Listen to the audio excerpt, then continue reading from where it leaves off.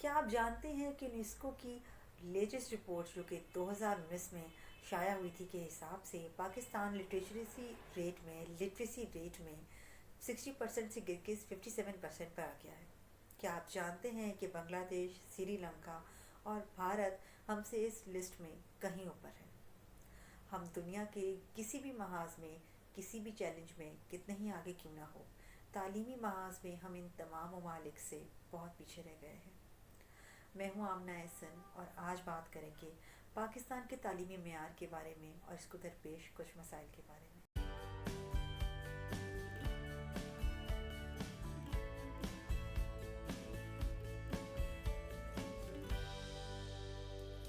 اگر ہم پاکستان کے تعلیمی معیار کے اوپر بات کریں تو آج کل اساتذہ سے لے کے یونیورسٹیز، کالجز اور اسکولوں کے ماحول سے لے کر، کرپشن سے لے کر اور ایڈمیشنز کو لے کے دیگر مسائل سے لے کر، پیسوں سے لے کر اور والدین کی اجازت تک، پاکستان کے بچوں کو بہت ہی ٹف ٹائم دیکھنا پڑا ہے تعلیم کے لحاظ سے۔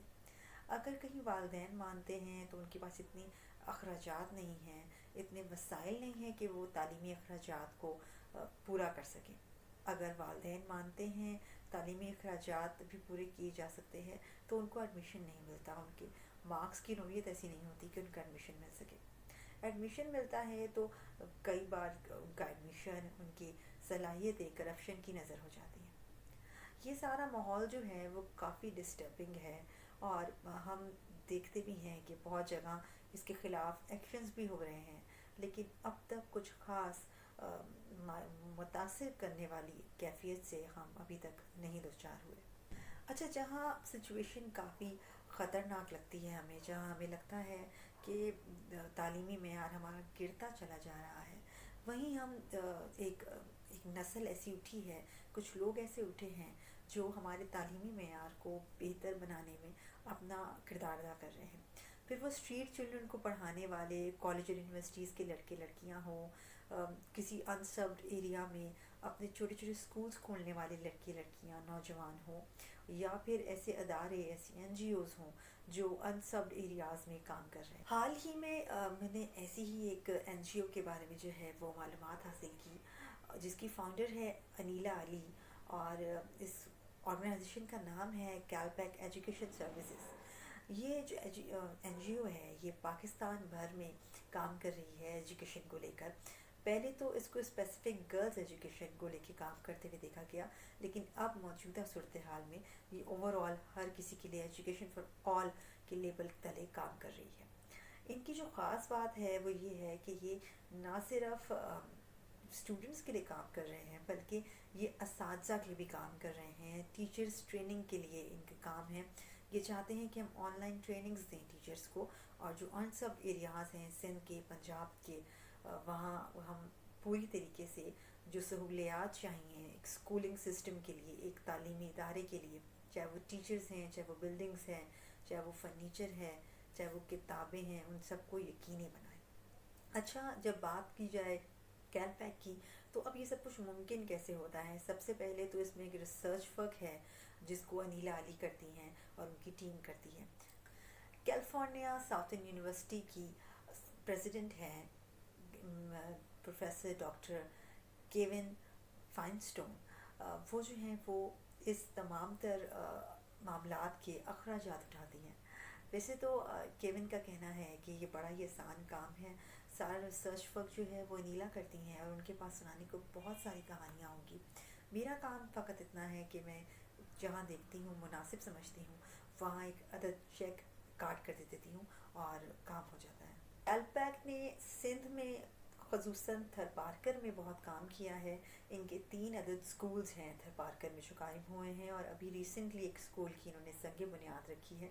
میں نے ایک ویڈیو بنائی ہے ان کے تھرپارکر میں کام کو لے کے، اور میں چاہوں گی کہ پہلے وہ دیکھ لی جائے اور پھر گفتگو کو آگے بڑھایا جائے۔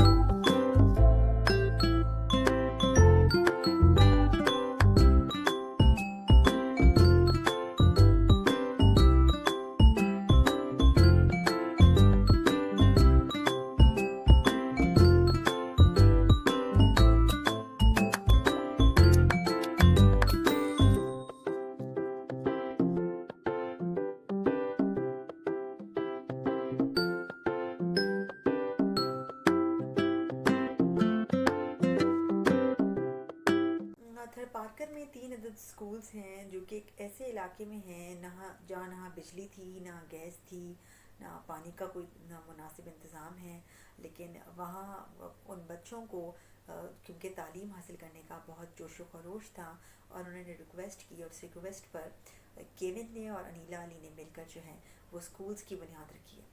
جب میں نے کیون سے سوال کیا کہ ان کا کیا ٹارگٹ ہے، وہ کتنے سکولز قائم کرنا چاہتی ہیں، تو ان کے جواب نے مجھے بہت متاثر کیا۔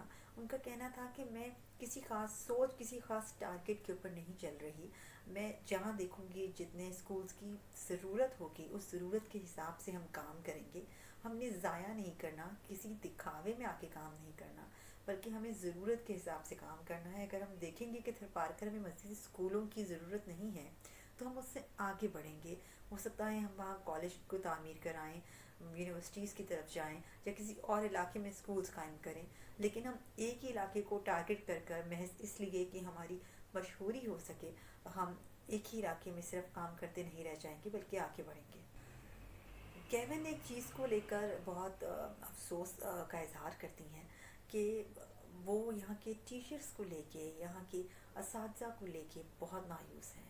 ان کا کہنا ہے کہ یہاں کے اساتذہ کے پاس وہ جو پریکٹیکلی ایک ویژن ہونا چاہیے جو وہ بچوں میں ٹرانسفر کریں وہ نہیں ہے، اور وہ اس پریکٹیکلی ویژن کو فراہم کرنے کے لیے باقاعدہ ٹیچرز ٹریننگ کا آغاز کر رہی ہیں، جو کہ آن لائن کیلیفورنیا ساؤتھرن یونیورسٹی سے ملا کے کی جائیں گی۔ جب میں نے کیون سے پوچھا کہ آپ کو سب سے دل فریب، سب سے خوبصورت منظر تھر پارکر میں کیا لگا، تو انہوں نے کہا کہ جب میں وہاں پہنچی اور وہاں لوگوں نے میرے اوپر پھولوں کی پتیاں نچھاور کیں، اور والدین اور نانا دادا سب مجھے آ کر دعائیں دے رہے تھے، اور مجھے دیکھ کے کئی والدین آپ دیدہ ہو رہے تھے، اپنے بچے کو اسکول جاتا دیکھ کے خوش ہو رہے تھے، تو وہ لمحہ میرے لیے ایسا لمحہ تھا کہ مجھے لگا کہ ہاں جس کام کی ضرورت تھی میں نے کیا، اور میرا ضمیر مجھے ایک دم مطمئن نظر آیا۔ اس ویڈیو کو آپ اگر محض ایک این جی او کی ایڈورٹائزمنٹ کے طور پر لینا چاہیں تو آپ لے سکتے ہیں، لیکن یہ ویڈیو بنانے کا مقصد صرف اور صرف یہ ہے کہ ہم اگر چاہیں تو چھوٹے بڑے پیمانے پر پاکستان میں گرتے ہوئے تعلیمی معیار کو بہتر کرنے کے لیے اپنا کردار ادا کر سکتے ہیں۔ تو وہ کسی بھی صورت میں ہو سکتا ہے، چاہے ہم 4 اسٹریٹ چائلڈز پڑھا لیں، یا ایک چھوٹے سا اسکول قائم کر لیں، یا کسی این جی او کے ساتھ مل کے کام کر لیں۔ یہ وقت کی ضرورت ہے، اور حالات و واقعات کو بدلنے کا جو سب سے بڑا ہتھیار ہے وہ تعلیم ہی ہے۔ اس پہ کام ہونا چاہیے۔ Thank you so much.